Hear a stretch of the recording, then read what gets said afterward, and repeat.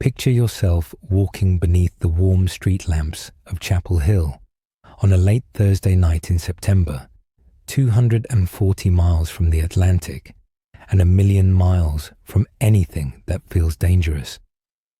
You catch a hint of music rolling out of the club doors, feel the pulse of bass at your ribs, and think, this place is made for college memories, not tragedy. Yet within a few hours, an ordinary night will turn into a mystery that still grips you almost 11 years later. You start with Faith Hedgepeth herself. She is 21, bright-eyed, Halliwasaponi, the first in her family to attend a 4-year university. When you watch her laugh in photos, you can almost hear the joy behind it. The kind of laugh that fills a hallway and makes friends out of strangers. She studies biology and dreams of becoming a pediatrician. But on the night of September 6th, 2012, she decides to take a break from textbooks. Around midnight, she heads with her roommate, Karena Rosario, to a downtown spot called The Thrill. You can imagine the neon sign flickering, the mix of top 40 hits and sweaty dance floor chatter, the stamp on your wrist that means you are definitely old enough to be here even if the bouncer barely glanced at your ID. At 1:36 in the morning, Faith tweets one final time. She writes, quote, "Hope." It seems innocent. It feels packed with meaning only when you read it after the fact. Then, at 2:06, the pair leave the club. Security footage shows them walking out, steady but tired. You picture them looping arms, high heels clicking on brick sidewalks while they look for a rideshare. By 2:39, they swipe into their apartment complex on Old Durham Road. It's the kind of starter unit every college town holds in bulk. Beige siding, second-floor balcony, a paper sign with the resident names printed in university font. Now ask yourself the first chilling question. What happens between that swipe of an ID card and sunrise? Investigators reconstruct fragments. They know Karena leaves again just after 4, riding with a soccer player friend to another apartment where she claims she needs space from an argument with Faith. Inside the apartment complex, no cameras capture that exit, so you are left with statements to the police and the narrow window in which something awful unfolds.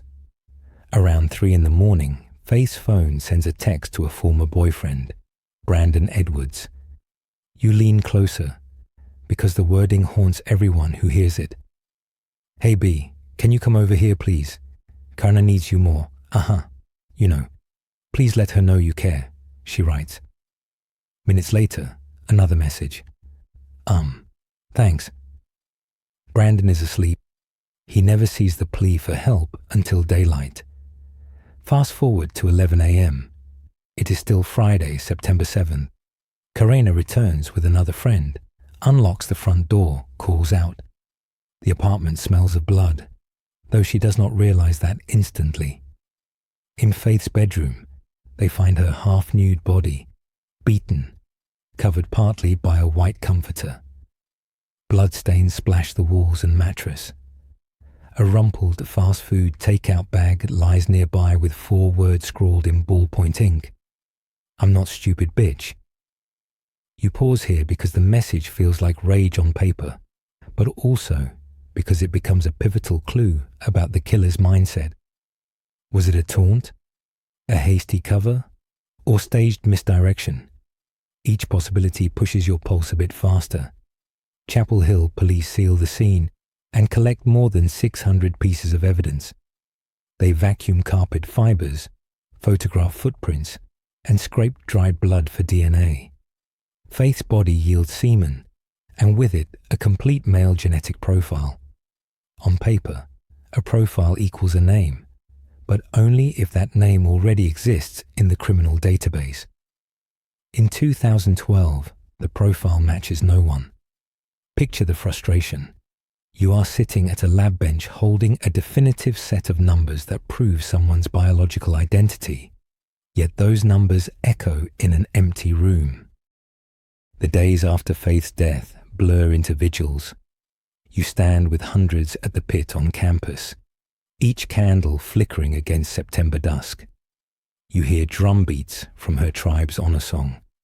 Feel the tremor of voices reciting the Lord's Prayer in both English and Tutelo. For Indigenous students, Faith's murder feels like an ancient wound reopened. Another Native woman taken, another family pleading for justice in a system that historically leaves them waiting. Elders travel from Warren County to lay tobacco leaves at the base of a makeshift memorial.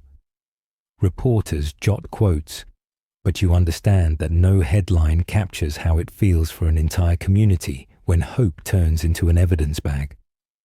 Months creep by, then years. Detectives interview over 1,000 people. They zero in on 3 men, Karena's ex-boyfriend, a jealous student athlete, and a neighbor previously charged with harassment. Each time the labs return negative DNA results, you hear the thump of a closed door. Theories swirl on message boards. Some say it was a stranger break-in. Others whisper about debt, drug deals, or secret love triangles. Yet each rumor withers because the physical evidence points to a single unknown male, and the database remains silent. Here is where 21st century science changes the narrative. In 2019, you start seeing cold cases solved through genetic genealogy. Detectives upload crime scene DNA to public ancestry websites with clever consent loopholes, then trace second and third cousins until they land on a suspect. You think of the Golden State Killer, arrested after more than 40 years, and wonder, could this be Faith's miracle too? It takes until August 20th, 2021, for that miracle to arrive. Chapel Hill police hold a news conference. You lean closer to the live stream, heart racing. Chief of Police Chris Blue announces the arrest of 28-year-old Miguel Enrique Salguero Olivares of Durham, North Carolina, charged with first-degree murder. You cycle quick math. He would have been 19 in 2012, barely older than Faith. The chief thanks Parabon Nanolabs for genealogical assistance. The room erupts in camera flashes, yet he offers few details because the investigation is ongoing. Who is Miguel? You learn he grew up in Guatemala, moved to North Carolina as a teen, worked at restaurants, played rec soccer. He was once arrested for drunk driving, but nothing violent appears in his record. Detectives say they surreptitiously collected a discarded cigarette butt in July 2021, matched the saliva to the crime scene DNA, and made the arrest. For the first time, you can put a face to the genetic ghost. But guilt is not a headline. It is something a jury must weigh. Now ask yourself another question. How does an arrest ripple through Faith's community? Her father, Roland Hedgepeth, says, "I cried, I shook, I thank God." Yet he admits the wound never closes. Indigenous leaders release statements praising the persistence of law enforcement while demanding systemic reform so no Native family waits 9 years again. Students who were freshmen when Faith died are now nearing 30, but they gather on campus green once more, candles in hand, cheeks wet with relief and grief tangled together. Media attention surges, then ebbs as the court process inches along.